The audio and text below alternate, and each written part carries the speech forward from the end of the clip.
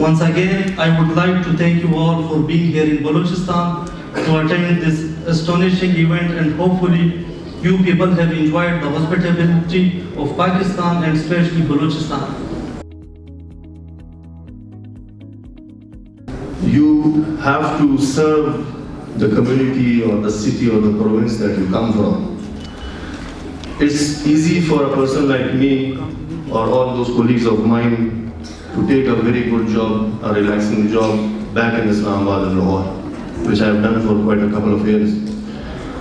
But why stepping into such things, although it takes tireless moments, it gives us sleepless nights, and of course, it gives us all these fevers and tough that we are going through right now as well.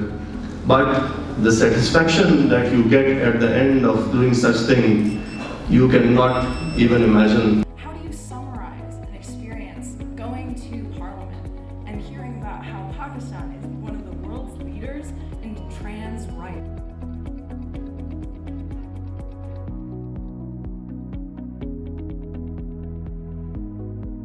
It was really inspiring for me to know all of their thoughts, their envision, and so many inspiring people. If the youth of a nation